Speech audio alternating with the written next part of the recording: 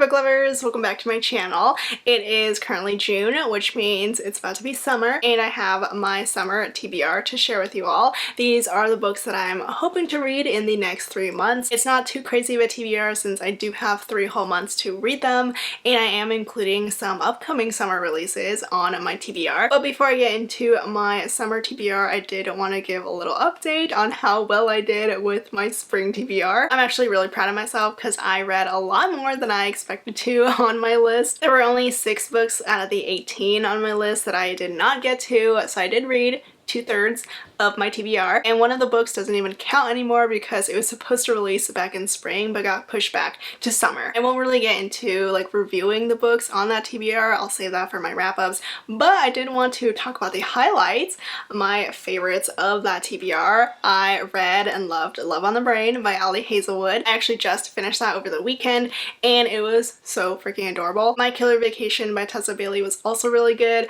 I loved 4 Aunties and a Wedding by Jessie Kusutanto, and Something Wilder by Christina Lauren was also a solid read. Not as hot as I wanted it to be, but still really good. For my summer TBR, it's a little bit bigger. It's about 20 books, but I do have more faith in myself now that I can read at least a majority of them. I mainly stuck with books that I have already downloaded in audio, or I borrowed the audiobook from my library because audiobooks are pretty much how I'm even reading it all these days. And also, almost half the books on my TBR are books that aren't even released yet, that are planned to come out in the next few months. I think there are about 8 of them on my list, and those are the books that I most especially have my eyes on. So let's just jump into it, and of course if you have any books that you'd like me to read, feel free to suggest them. I feel like I might have missed something highly anticipated that's coming out this summer, so definitely let me know. Starting off with some book sequels, I have Hookshot on my list on my summer TBR. This is the standalone sequel to Blockshot, which I read earlier this year and loved so freaking much. I have not read Longshot yet, book 1,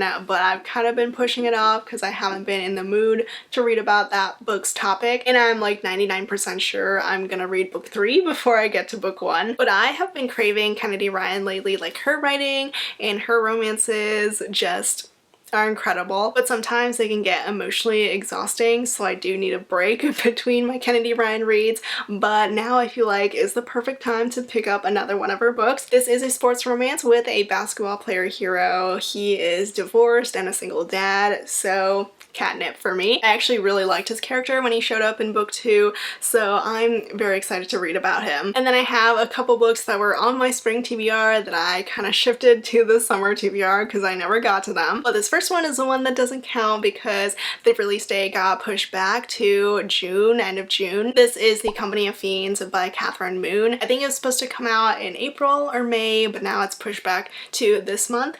But I'm still crazy excited for it. I freaking love Catherine Moon. I loved A Lady of Rosecrave Manor last year, and this one is supposed to be the standalone sequel to it. I don't know too much about it because the blurb is so crazy vague.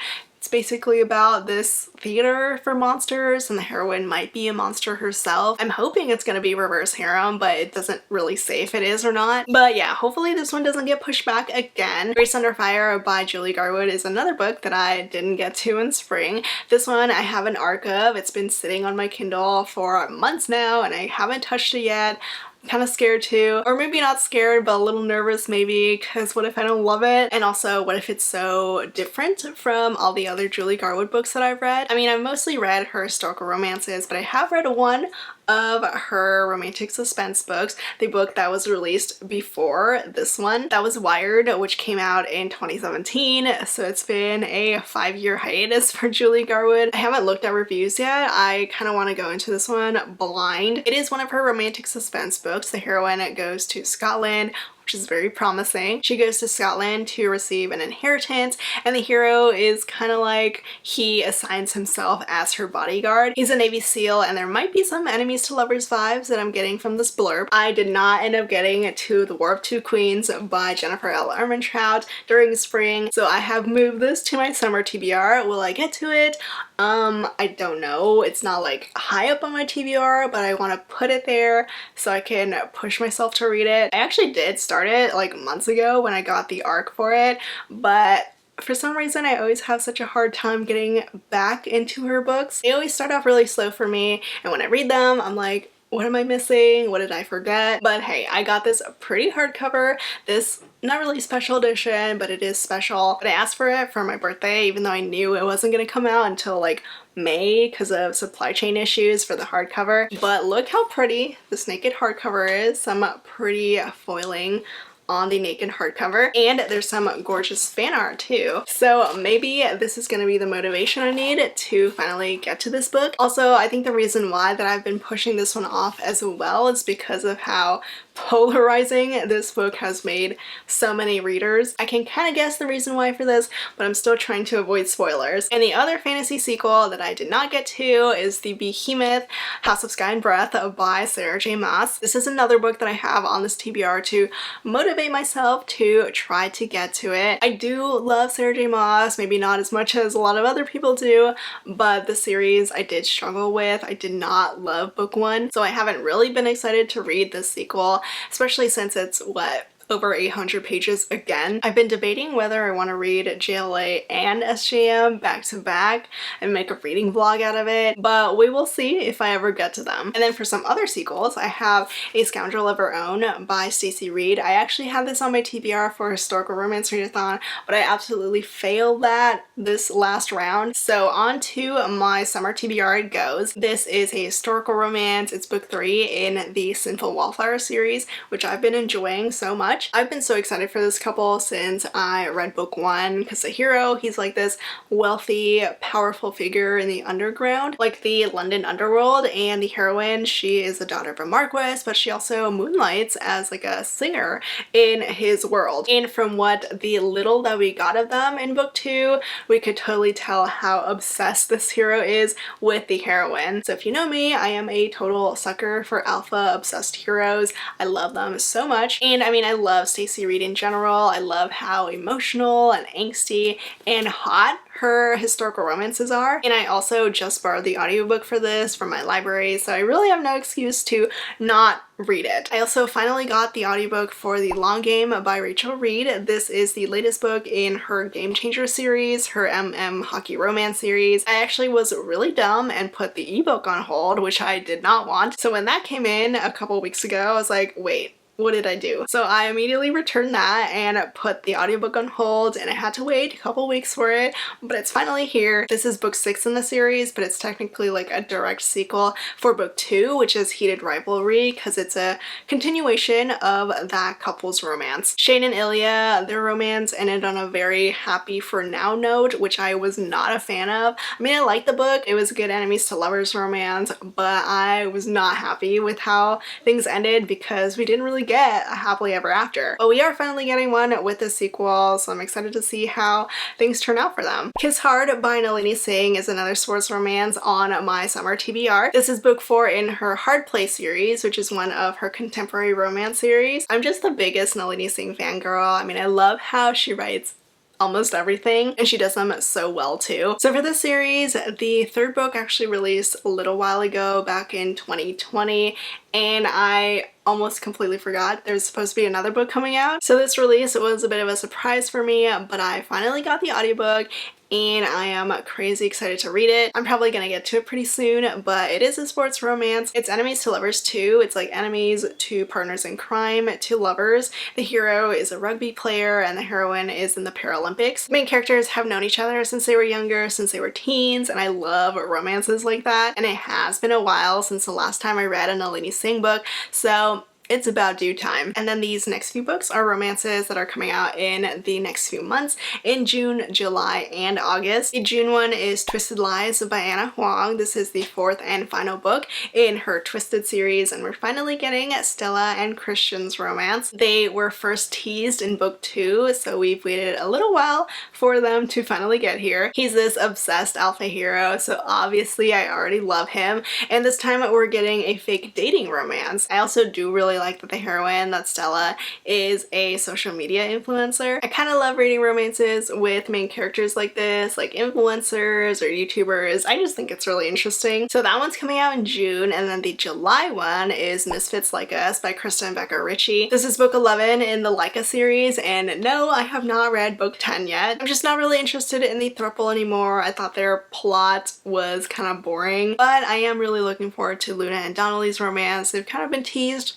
throughout the series. I know a lot of people looking forward to them. They are getting the next 3 books, which I'm not too crazy about because the pacing for the past few books in the series have not been that great. I really wish we got more standalones in the series, or at least like standalone couples in the series. I do like these characters though. I don't really have any idea what to expect with the romance though.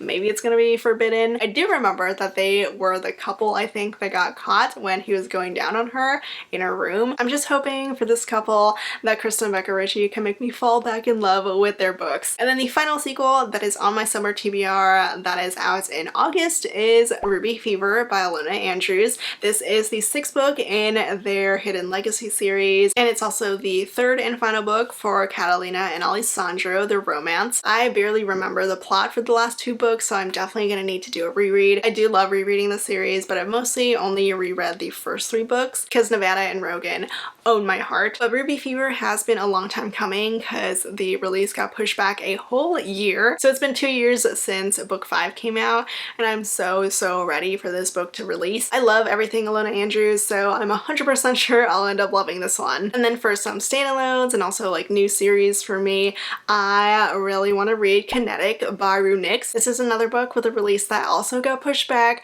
but the author has finally hit publish on it. We're just waiting on Amazon to finally put it live. I love the sound of this one, and I also love the cover. It's a dark biker romance and not like the motorcycle club type of biker. Both the main characters are bikers. The hero has this whole quest for revenge, and the heroine kind of follows him around, wants to be his partner in crime. There's gonna be a whole heist and everything, and it just sounds great. It actually reminds me a lot of a Pam Godwin book that I loved called Dirty Ties. That one is also a biker romance, a dark biker romance. But again, we're still waiting on Amazon to finally put it live. I have no idea what they're doing with this book. Hopefully we do get it soon though, because I really want to read it. Another standalone and upcoming release is Does It Hurt by H.G. Carlton. I recently read this author like last month, 2 months ago. I read her Cat and Mouse duet and loved it, so I have been wanting to read more books from her. This one sounds like it's gonna be another sort of dark, romantic, suspensey kind of romance. I don't really know what to make of this blurb. It's like ocean, sea related. The hero has a boat. He ends up saving the heroine in some way. I don't really know, but I'm looking forward to it because I do really like the author's writing. I'm hoping it's gonna be another obsessed hero like Zane was in the Cat and Mouse duet. I've got 2 more historical romances on my summer TBR. This one is A Caribbean Heiress in Paris by Adriana Herrera. This is a historical romance set in Paris. The heroine goes all the way from Santo Domingo to France. She's an heiress who wants to expand her family business, but people don't really want to work with a woman of color. And then she meets the hero, who is an earl. He runs a whiskey company and she runs a rum company. So it's like an alcoholic match made in heaven. They enter a marriage of convenience. He's Scottish, so I'm sure I'm gonna love it. I'm just really excited that we're getting more historical romances from Adriana Herrera. I read her historical romance novella in one of her anthologies, and that one was really good. I really liked it, and I'm very happy to read a historical romance that's not set in like the typical place with the typical kind of characters. And then the last historical romance on my list is A Lady for a Duke by Alexis Hall. I've been hearing amazing things about this queer historical romance. I mean, I love the blurb already. It's a type of historical romance where one of the main characters was thought dead but then comes back to life. So the heroine, who is trans, she was presumed dead at Waterloo, but this gave her the opportunity to live as herself. Because of this though, she did lose her best friend, but now she comes back into his life and tries to help him heal. I'm also dying to read Start a War by Elle Thorpe. This is the first book in our new series, the St. View Psycho series. It's another spin-off in the St. View world. We had St. View High, St. View Prison, and now we get St. View Psychos. It's another reverse hero, 1 heroine, 3 heroes. We've got a brother's best friend, an heir to a biker gang throne, and Vincent, who I love. He's the psycho from St. View Prison who has a lot going on with him. I love him though, and I was so excited when I heard that he was getting his own romance. romance. It's gonna be another romantic suspense series, another trilogy, and I'm so glad we don't have to wait too long for the sequels. I believe there's just gonna be a 1-month break between each release, so it's gonna be like July 1st, August 1st, and then September 1st for the final book. I've got 2 more reverse harem romance series that I want to start this summer. One of them is for my book club, Ravished by Romance, so that's like an easy check mark for this TBR. We're reading Honey Trap by Tate James. I'm not actually 100% sure that it's reverse harem. I think there might be only 2 guys, but I'm not too sure since I haven't read it yet, but I do love Tate James. I love her Madison Kate series, I loved her Hades series, and this is the next spin-off in that world. It's the Guild series. It's only a trilogy this time instead of 4 books like the last 2 series. It's like a dark romantic suspense series. The Guild, like the Guild group, was first introduced in Madison Kate, I think, either Madison Kate or Hades, but I am really intrigued by this group, and luckily the final book in the series is coming out this month, so I could end up binging the series if I end up loving it, which I probably will. And then the other reverse harem that I want to read is Broken Bonds by J. Bree. It does feel weird that I want to read a book by an author whose first and only book that I tried from her I DNF'd, but I don't know what people were thinking, recommended that book to me because it was about 15-year-olds. But this one is very much like new adult or adult, and it's a paranormal romance reverse harem, which I don't read enough of and I really want to. It's the first book in the Ball and Stud High series, which is going to be 6 books, so it's a lot, it's a commitment, but I just want to see how I end up liking this first one because I'm really curious about it. There's gonna be 5 heroes in this reverse harem, which is a little more than I like reading. It's like more than the usual, but I'm just excited that it's gonna be paranormal romance. Another standalone on this TBR, I just downloaded the audiobook, an early audio copy of The Dead Romantics by Ashley Poston. I've been hearing some amazing things about this book. It's not out until towards the end of June, but it sounds great. It's about a millennial ghostwriter for a romance author who can literally see ghosts, and the hero is a recent dead guy. So I have no idea how this is gonna end in a happily ever after, but I believe, or at least I'm really hoping there's gonna be a good happily ever after. I do love reading ghost romances. The reason is probably because of the Mediator series by Meg Cabot, but I do love the sound of The Dead Romantics. I mean, it sounds very unique. And then the final book on my summer TBR is Pen Pal by JT Geisinger. I have been really curious about this one ever since I read the blurb because it's like an epistolary romance, but it's a little dark because the heroine, she literally receives a letter on the day that her husband dies from a mysterious stalker. He says, "I'll wait forever if I have to. It was signed by Dante, a man I didn't know. Out of simple curiosity, I wrote back to ask him what exactly he was waiting for. His reply, you." So it's a dark epistolary romance, though I do hesitate to call it a romance because the author calls it a non-traditional romance with a non-traditional ending, so I have a feeling it's probably not going to end with the main couple together. We'll see, but I still do really want to read it because it's epistolary. But that is about it for this summer TBR. Hopefully I'll be able to get to a majority of these books. I did well in spring, so hopefully I can do the same for summer. Links to all the books that I mentioned will be down in the description below. Thank you so much for watching, and I will see you all next time. Bye!